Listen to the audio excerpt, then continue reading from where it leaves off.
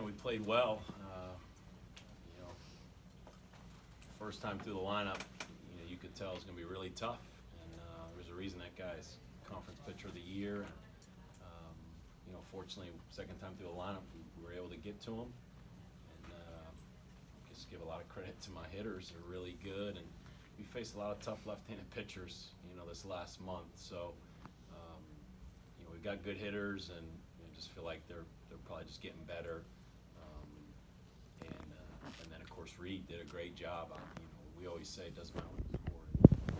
You're going against a really good lineup and a really good team, and so on all three fronts, we get a great start from Reid. We make plays on the field, and offensively we had a good day. Open up for the players, please. Tyler, that first time through the lineup, you get to struggle to hit, especially left-handers last month. Do you think about that at all as you're going through that first 3 innings? No, it's a new game, and then going through the first 3 innings, that pitcher's a stud. He came out here and he hit us off balance, especially when you get to 2 strikes with that kid. He has 140-something strikeouts for a reason. He's got good off-speed pitches, and second time through the lineup, we were just able to jump on the mistakes he was throwing early instead of getting the 2 strikes, and we were able to capitalize on some of his missed pitches. Tyler, does that become contagious? When Logan got that hit, it seemed like everybody got energy. Yeah, it's something that I say a lot. It's just a contagious thing. When our lineup gets going, it just rolls, man. And top to the bottom, when one guy steps up and gets a big hit like Oriente, there's really no stopping us. So it was nice to get those runs there early. You were pretty pumped up after you brought Logan home to start the game.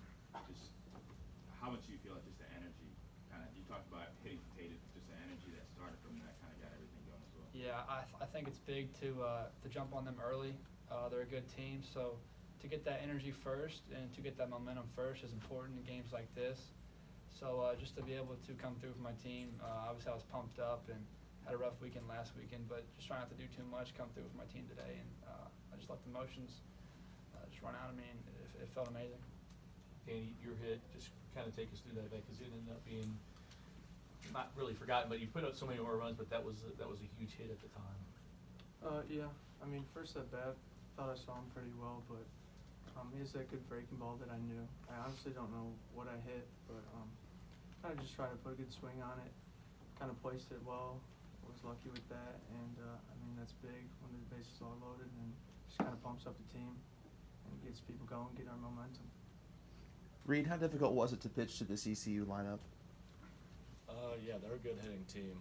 They're just fouling everything off, and I just had to make good pitches.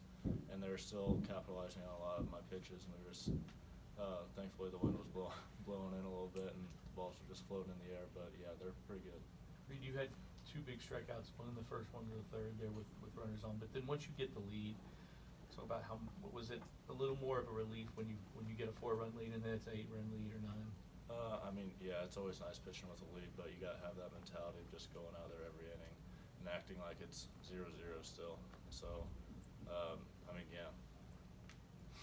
Tyler, what do you see as the difference in this offense since the ACC tournament has changed? Nothing's really changed. It's baseball. It is what it is. You can have the highs of the highs and lows of the lows. Just like I said, it's contagious, and sometimes it's a lack of focus. Sometimes it's trying to do too much. But we had a good week of practice, short week of practice, but a good week of practice. And we came out here and we knew we were facing today, and we were just able to execute a third time through the lineup, really. You batted around in both the 4th and the 5th. When you're going through a period like that and everybody's getting on, what is the dynamic among the players? Is there much conversation? Is everybody just running up to the plate? I think everyone's just kind of anxious to get up there to the plate. You just want to come through for your team, and when everyone feels like when everyone's getting sent up there and coming through, having good at bats, and it's just tough to beat us that way. So we were able to put a good couple innings there together. Reid, for at least a day, you were the national strikeout leader. Ethan Small will probably pass you their regional. Does that mean anything to you? Going forward as the tournament progresses? I try not thinking about it. I mean, yeah, it's cool, but I have other stuff to worry about right now. And, I mean, I'm just going out there and trying to help my team the best I can. Danny, how do you guys keep this focus and mindset moving into tomorrow? I think just playing for each other. I mean, you're limited with these guys that we have left. I mean, I was thinking about this other day. These are the last few games that we have with Fitz and Snyder and Wyatt, guys like that. And you kind of just got to realize that and take these last few games and just realize, you know, this might be the last time we're playing with each other. Just play for each other, have fun. So Two more? You're the only one with the red hair, and how did that come about? With a big game, is somebody else going to join you now? I have no clue. I did it last night, so it was kind of an impulse decision. Reid, what was your general approach to their lefties to kind of carry that lineup? I mean, I just want to hit my spots. I struggled to hit my spots early in the game, so I was just trying to work in and out, and then occasionally up and down, and just hope for the best. Thanks, guys. Good.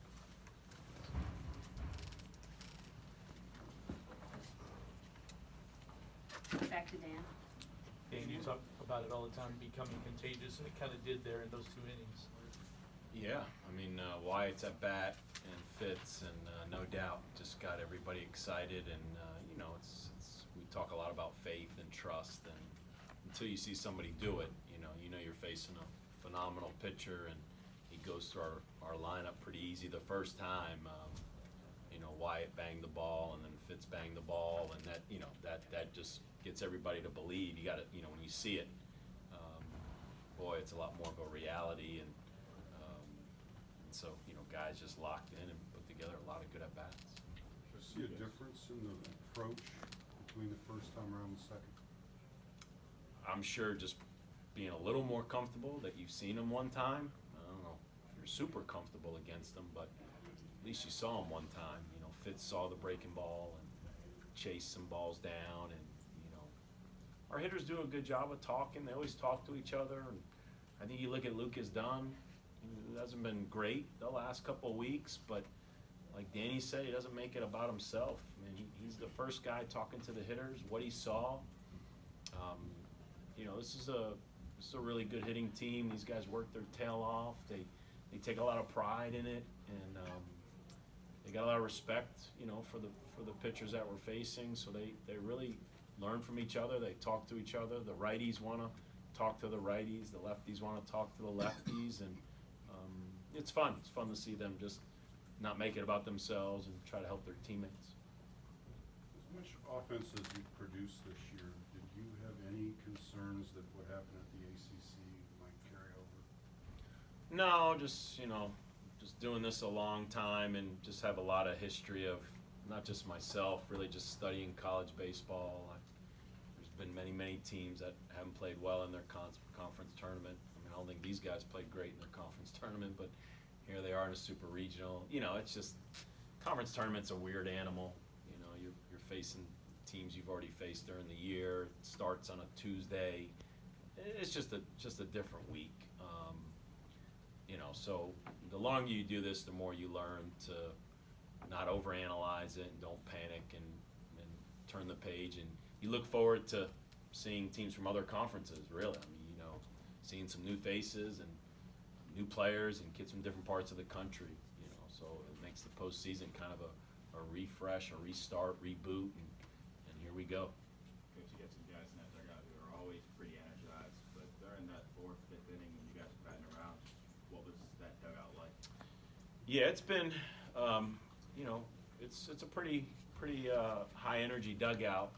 I'm gonna try to be careful with my adjectives here. I mean, they're just excited. I mean, they're really excited, and we seem to get a warning or two every once in a while. For good reasons. They're just getting a little overexcited and getting a little too close to the field and field of play. And this is college baseball. I mean, when you watch the big leagues and you see how those guys act in the postseason, man. I always say, and I got a lot of respect for the big leaguers, but when you watch the postseason, man, they play like college kids, And I get it. They play 162 games, so, but college, our kids play like this most of the time, but especially in the postseason. And you see all across the country kind of the antics and the things going on in the dugout, and keeping guys loose, and just like Danny said, let them have fun. Dan, in the first and the third, Reid had, maybe not perfect, but he had runners on, and he got those 2 strikeouts. Kind of set the tone, did it not, for you guys to get out of those kind of mini jams? So we talk about that a lot, that, you know, the momentum doesn't always have to come from the offense. The momentum can come from the defense, it can come from the pitcher. That was big because, you know, you could tell that their philosophy, they you know, Packard hits the first ball. I mean, they're ready to swing, they're ready to hit. Taking pitches against Reid, you know, could help you once in a while, but if he's throwing strikes, you got to be aggressive against him. And I thought they had a really good approach, and thought their lefties were taking good swings against them. And but, you know, great pitchers have to make pitches. We talk about that all the time. You got to get off the field with 2 outs, and Reid did that. And if you remember last week, we sat in here, and man, Reid was.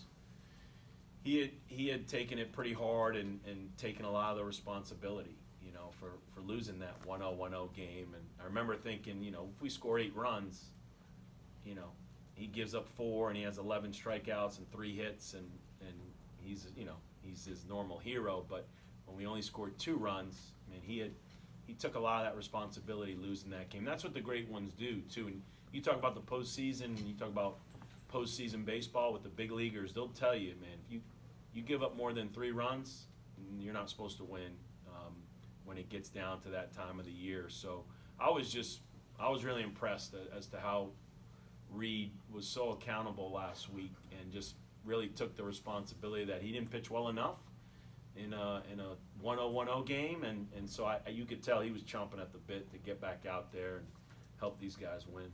Any idea who you're going to throw out there tomorrow? No, I mean, you know, Miller or Bennett, you know, I'll go talk to Coach Williams, and, you know, good thing is we feel like they're both fresh and both ready to go, and we're in a good spot right now. You mentioned this dugout with as high energy as they are. Does it make it a little bit more difficult to get them to focus, especially with a game tomorrow where a win will send them to Omaha? Yeah, no, I'm not worried about their focus. We're not, you know, for a program that talks a lot about Omaha, it's not worth talking about now. You know, enjoy the Super Regionals, man. This is fun. You know, like Danny said, it's fun for the fans, and you know, we say it a lot. Just be where your feet are. Just play the game. We talk about being humble and hungry. Just that they're mature enough to know it doesn't matter what happened today. Win, lose, win big, lose big, win by a little, lose by a little. Baseball, you just got to turn the page and show up ready to play tomorrow. Is it difficult when you win a game with such a big margin to convince everybody that, hey, it's a new day? Because the Pirate kids right now are trying to flush it and trying to get the bounce back. What kind of effort do you think you'll see tomorrow? I just think this time of the year, you know, these teams are too good. They're too deserving. Obviously, everybody's got talent, but ECU showed a lot of toughness last weekend, like we did. So I don't worry about those type of things. I think they'll show up ready to compete tomorrow and play, and we'll do the same. Does either the 1-0 lead or the weather forecast influence your pitching decision tomorrow? No. I mean, again, I think you have to be smart. I mean, you can't start a game unless you feel like you're going to get a couple hours in, and you never want to do that to starting pitchers. So, but that's not going to make our decision. For me, it's a comforting feeling. We practice in this, we scrimmage in this, we play in this a lot. So the rain's not going to bother us one bit. This was Tyler's first career 4-hit game. When he's going, how does that impact your lineup? There are many days, you know, where you feel like he's the best player on the field, you know, and a day like today, he shows that just with his defense and his leadership. Hitting the 3-hole in our lineup, you know, just doesn't surprise me at all. Sean mentioned that in the post-game radio. This was his first 4-hit game, and so then I'm assuming he's probably had a lot of 3-hit games because he's such a good player, you know. So it just shows the balance in our lineup, and you know, a lot of guys contributed today. As a team captain, when he comes in here, he talks about the contagious in the lineup. What's he like when he's behind closed doors with the players? Does he take that leadership role? And Yeah, I mean they voted him team captain. He's just well respected, and you know he was he played a lot as a freshman on that World Series team, and you know I've always we talk a lot about Vanellis and young kids that are professional. That was Fitz when Fitz was a freshman. I mean just you know he comes from a baseball family, and his older brother and his dad played pro ball, and he was very mature when he got here, very businesslike, and one of those guys we say punches the clock. And for 3 years, I don't take that for granted. It's not easy to do. So it's good to see him get rewarded because he deserves it. Not only were you able to, obviously Reid gave you good enough to give the bullpen a little relief, but Schmeltz was really good there, especially in the last inning. Yeah, we don't. Again, it doesn't matter what the score is. It doesn't matter that they got some younger guys in the line. They made a lot of substitutions, played some younger guys. I mean, these are quality programs with a lot of good players, and for Schmeltz to do what he did was big. He's been pitching really well the last month, and I thought they had a couple good at bats against him. Just finding some holes and moving the baseball, because that's a different delivery and a different slot and release point. So yeah, I mean I know Raj, and how much pride he takes in that pitching staff. I mean, yeah, he's real pleased with Schmeltz. last one. Maybe not. Thanks, Coach. All right.